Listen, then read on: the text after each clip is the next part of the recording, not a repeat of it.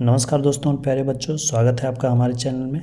आज के इस वीडियो में हम रोमन नंबर्स के बारे में पढ़ेंगे। संख्याओं को रोमन पद्धति में किस तरह लिखा जाता है, प्रत्येक नियम को हम इस वीडियो में देखेंगे। तो आइए दोस्तों शुरू करते हैं। हिंदू अरेबिक न्यूमरल्स हो या फिर इंटरनेशनल न्यूमरल सिस्टम हो, उसमें हम 0 से लेकर 9 तक यही 10 संख्याओं के प्रयोग से हम कोई भी संख्या का निर्माण करते हैं। कोई भी छोटी से छोटी संख्या या बड़ी से बड़ी संख्या हो, उसके लिए हम इन्हीं अंकों का प्रयोग करते हैं। रोमन नंबर्स में हम सिर्फ 7 प्रतीकों का प्रयोग करते हैं। रोमन न्यूमरल्स में हम सिर्फ इन्हीं 7 प्रतीकों का प्रयोग करते हैं, जिसमें से आई का अर्थ होता है 1, बी का अर्थ होता है 5, एक्स का अर्थ होता है 10, एल का अर्थ होता है 50, सी का अर्थ होता है 100, डी का अर्थ होता है 500 और एम का अर्थ होता है 1000। इन्हीं 7 प्रतीकों को अलग अलग स्थान पर रखकर अलग अलग संख्याएं, छोटी से छोटी और बड़ी से बड़ी संख्याएं बनाई जाती हैं और बड़े अंक का प्रयोग के लिए बार का प्रयोग किया जाता है। तो रोमन संख्या में इन्हीं 7 अंकों, इन्हीं 7 प्रतीकों की मदद से हम बड़ी से बड़ी और छोटी से छोटी संख्या बना सकते हैं। अब आइए रोमन संख्याओं को लिखने के नियमों के बारे में देखते हैं।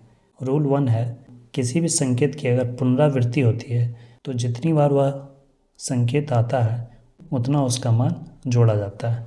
जैसे आई का अर्थ है 1, अगर 2 आई है तो इसका अर्थ हो जाएगा 2, अगर 3 आई है तो इसका अर्थ हो जाएगा 3।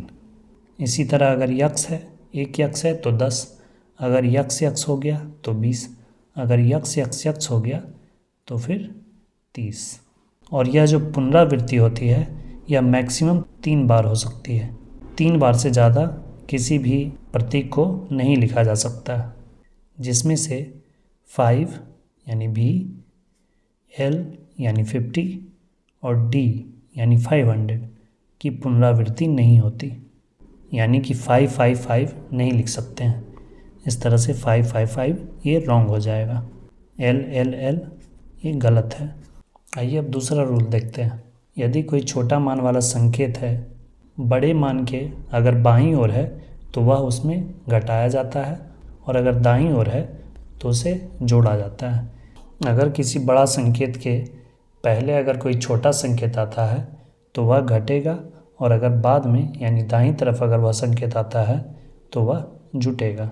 जैसे एग्जाम्पल में अगर भी है तो इसका अर्थ है 5, अगर इसके पहले आई लगा दिए तो इसका मतलब हो जाएगा 5 - 1 4, 5 - 1।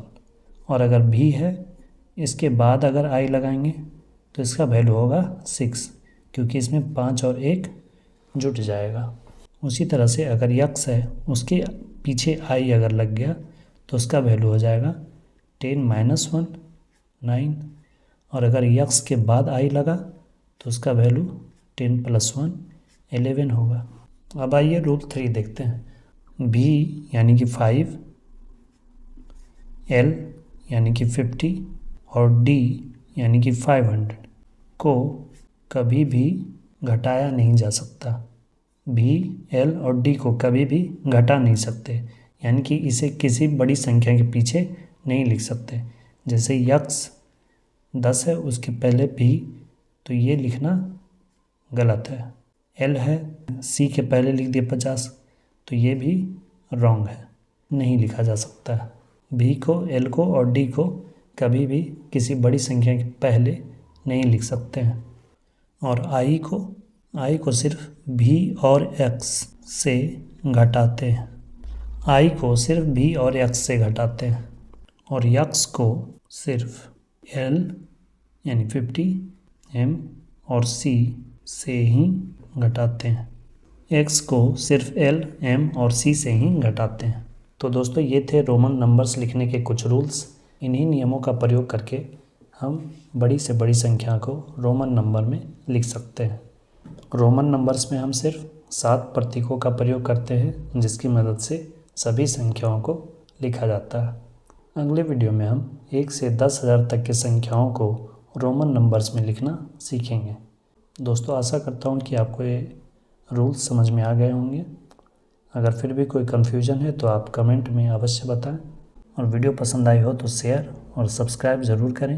वीडियो को अंत तक देखने के लिए धन्यवाद दोस्तों। मिलते हैं अगले वीडियो में एक नए टॉपिक के साथ। जय हिंद।